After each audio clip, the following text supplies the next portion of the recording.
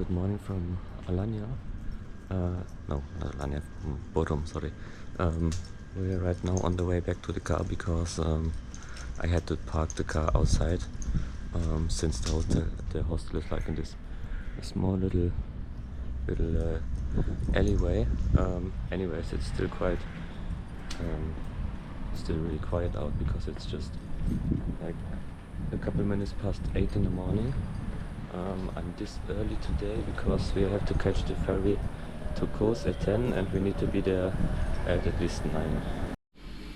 So back in the car, and that's like the little parking spot right in the center of Bodrum, and they charge quite a bit. I guess I'll pay around 10 euros for one night, but I mean, you don't have a choice really because there's no way to park your car outside.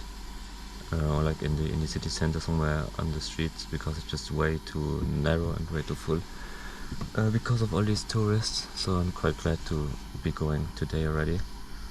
So we'll be heading to the port now and then catch the ferry to Kos.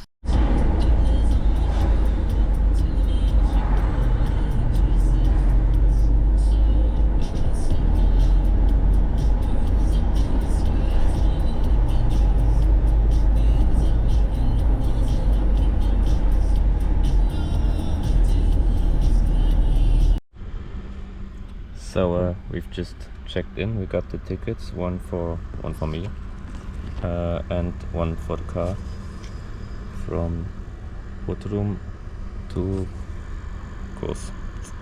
Yeah, but now we're waiting here. I have no idea how it works because I don't see where I have to take the car because it's like, I mean, I guess I have to go through this little gap there and then there's like a gate. But I'm not sure about it. I'm also not sure when to go and if they are gonna call us, or I don't know. But we'll see.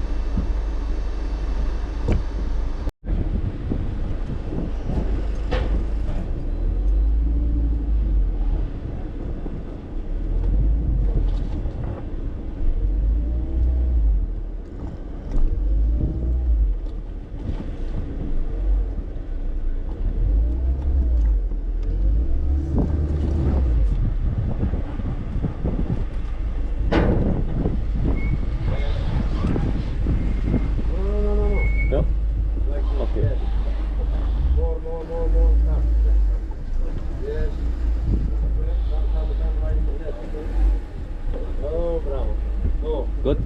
Yes. Go. Okay. Go. Opa. Wait. Wait.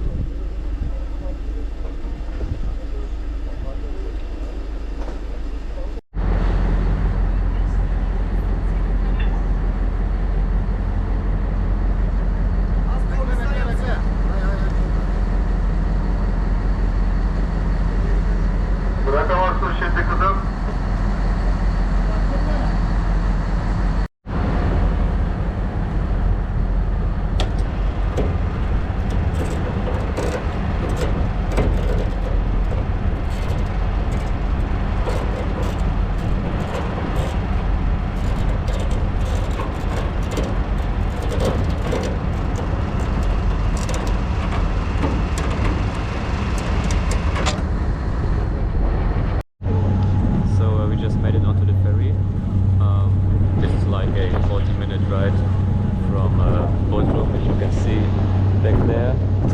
Which you can already see, like just right there in front. I mean, Kos is really close to Turkey, but it still belongs to Greece. I mean, like, I still find it crazy that these islands, which are like, you know, it's not even an hour from Turkey to Kos, so they're like maybe 50 kilometers from the Turkish coastline, but they still belong to Greece, which is like the mainland Greece is 16-hour ferry ride from Kos. But yeah, that's the case for all the islands here in the Mediterranean or in the Aegean Sea.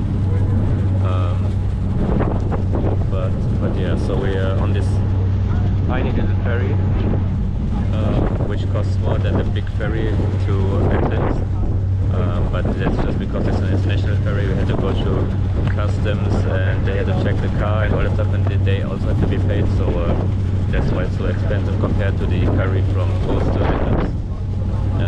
And the car was just like, I mean, it's like inches between the cars because there are only four cars on the whole ferry, and I believe they had to kick someone off for me because initially they were like, no, there's no availability, but then they said if you pay 50 euros more, there will be availability. So I guess they basically just kicked one off who paid less. But I mean, that's good for me because I have to catch the ferry from Kos to Athens in 2 days on the 3rd of August.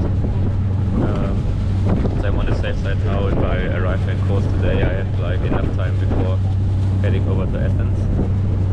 But yeah, so far enjoying the trip, and I love being back on the ferries again.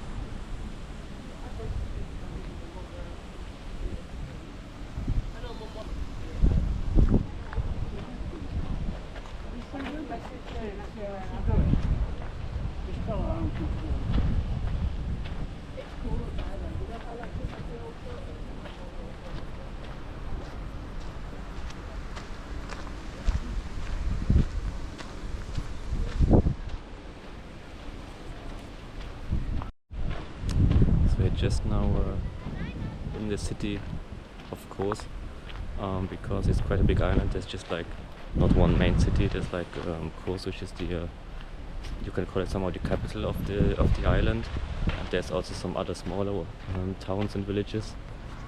So now we're in the city of Kos, on the island of Kos, and of course, it's just like everywhere in Greece there are like some old monuments which are mainly just stones lying around, as you can see. And also some big arch like back there. But that's like all of it that's the left of it, because it's basically like 2000, 3000, 4000 years old, and as you can imagine, there's not much left of it, so it's not too exciting, to be honest, especially since it reminds me of a class trip.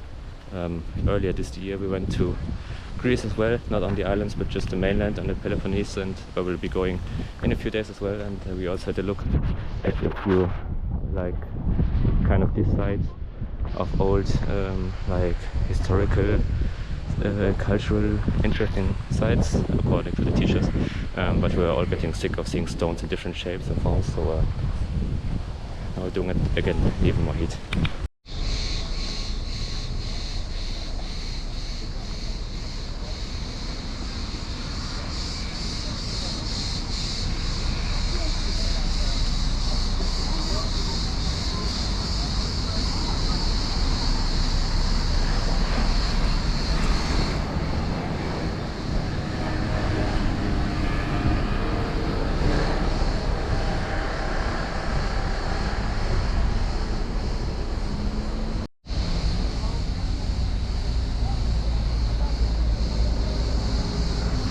So I can't read a lot of Greek, but I can translate, like, or somehow understand what the monument is for, because up there on the like the second paragraph, the first line, it says to hero Koye, to hero Andreas and Seba something.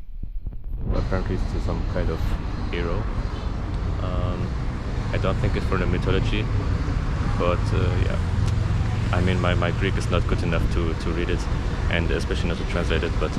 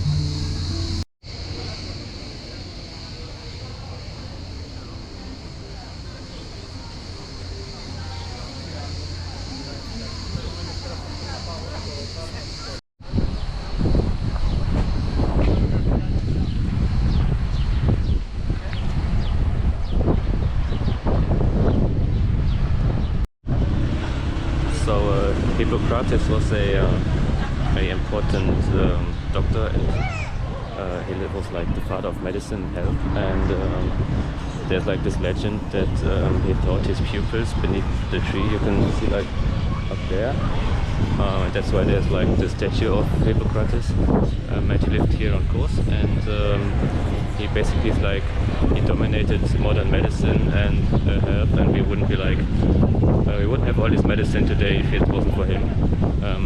So yeah, quite interesting.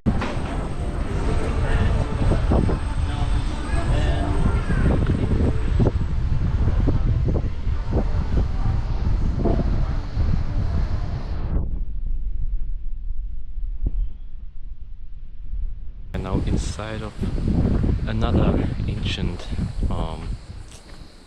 monument, and right now we're in front of the Hellenistic Gymnasium, yeah, which you can see in front of us. You can see it's just like a bit like the Acropolis in Athens, like with all these pillars and stuff. Here you can somewhat imagine the shape of the building still, because you can like see there's a bit more still here, which you can somehow like put together in your head, like the way it would have looked back then. And you can also see like these walls here, which are still present, so you can somewhat make up the shape the building had.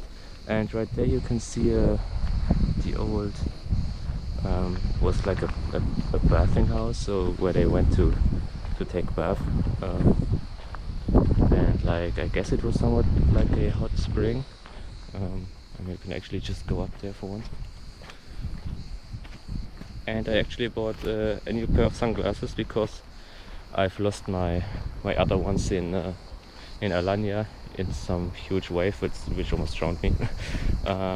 So they are now somewhere in the Mediterranean, which is quite sad because I bought them in Odessa and they were really great, but these were also just €10, so I'm fine with those. And you can see here like a big arch, and people are building little towers out of stones. But yeah, you can like somewhat imagine the way it would have looked back then, although I somewhat miss the imagination for that. But it's quite cool to be able to access all this here. It's also completely free, you can just wander around, and here you can see some nice tiling actually, which is quite interesting. So this seems to be original tiling from ancient Greek times. And then like down here must have been some chandeliers. Yep. And then there's some more tiles actually. Like down here you can somewhat see it, and then like right there. Yeah, and there's an old door. I'm not like that much into archaeology and also not into the Greek history, although I should be after the last class trip to Greece. But I somehow tend to forget all the details. But still interesting to just wander around and just see all this. Although I don't even know all the details about it, it's still interesting for me.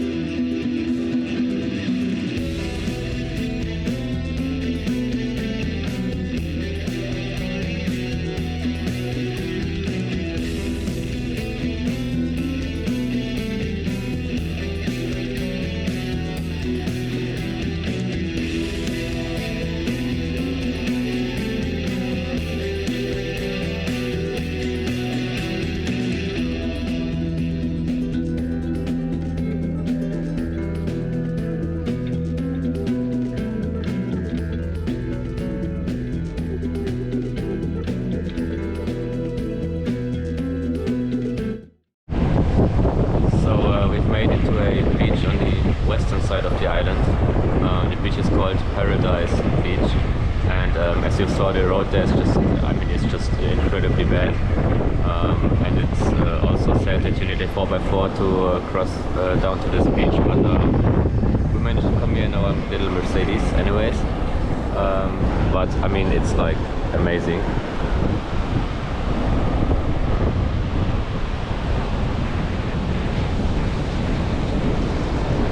There's also basically no one here just because, it's just so hard to get here. Especially if you don't have a car, it's pretty much impossible to come here because the next big village is like around 10 kilometers from here. And like as I said, the road down here is really bad. It's just a like gravel road, and you need a lot of ground clearance to make it down here without like completely killing your car. I saw some little Kia rental cars coming up the road, but I guess they wouldn't have done it with their own little Kias, because it's just so, like a car as small as a little Kia isn't really suitable for this route. My Mercedes, my B class, actually it has quite a big ground clearance, and it's also like at least to some extent able to go off-road, so it was quite okay to come down here and now enjoy some of this amazing beach, and then we have to head back up into town and look for a place to stay for the night, because I will be sleeping in a car since Kos is way too expensive with hotels and stuff. I'll just sleep in the car, and then my ferry to Athens will depart tomorrow night, so that's the plan for now.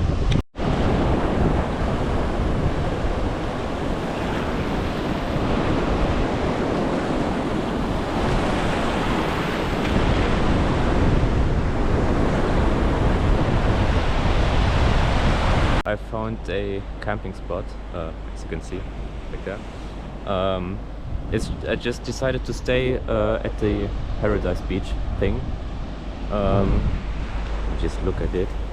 That's, by the way, that's how it looks when I decide to sleep in the car. I'm just making some evening meals, and actually this thing, you can't really see it because it's too dark. Hold on.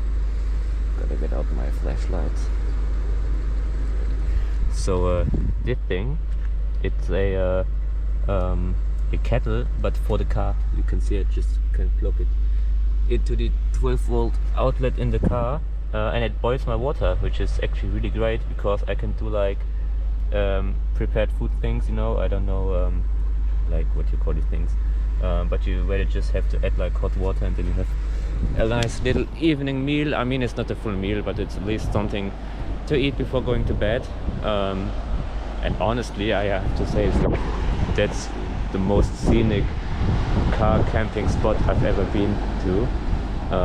And also, I believe that it will be a really quiet night, because the road you saw, I mean, you just saw some little parts of it. It's really bad, as I said. It's yeah, you know, it's like this road here. You can see also this whole place is just like, there's no asphalt. It's just like dirt. It's a dirt road, and there are like really deep bumps further up, and you have to go up into the mountains. Like, actually, you have to go all the way up there. That's where the road takes you, and already at daytime it's a real challenge to come here by car. You can only come down here if you have a 4x4, or if you're an idiot like me and you take your BMW, I would say, your Mercedes, your B-Class down here. I actually scraped the bottom of the car twice coming on here. But I mean, the thing is 20 years old, so I don't really care. But yeah, I don't think there's gonna be anyone during the night, because this road at night, you're just gonna kill yourself. Basically, because there are also cliffs. Like, the road is like maybe 1 or 2 meters wide at some points, and you have like, you can somehow see it, like up there, for example. There you have like a really steep cliff, and driving down here at night is just no one's gonna do it, I guess. So I'm safe of thieves, safe of the police, I guess, because why would the police come down here? It's a dead end. There's nothing here except like this little bar thing, but the owners are also gone already, so I'm the only one here. And maybe tomorrow in the morning, I'm not sure which time they open, maybe from 8 AM, but I don't think they're this early, because I mean, it's like a holiday thing, and people are not up so early in their holidays. So maybe in the morning I will get some visitors, but other than that, I really love this spot. So I decided to stay. There are no showers and stuff, but that's okay. I will just shower in the morning. Up in the little town we drove through, I know there's a shower on the beach there. And the only people here are like little goats. You can see, maybe you can see them up in the mountains. And they have like little bells on their necks, which make like this noise, which you know from the Alps and like from Austria, you know. They are here. They have been near my car for some minutes to like just check it out, but they went away. They are gone up into the mountains again. Yeah, but I guess they were just hunting for food, and they will stay up in the mountains for the night, so I'm safe of them. And anyways, I mean, I'm in my car, they can't do really anything. Maybe just like walk over it, but if I open the doors, they will just quickly run away. They're more afraid of me than I am of them. So yeah, that's the situation for tonight. And really looking forward to the morning. See you in the morning, and that's it for day 16 if I'm not wrong. Yeah, see you.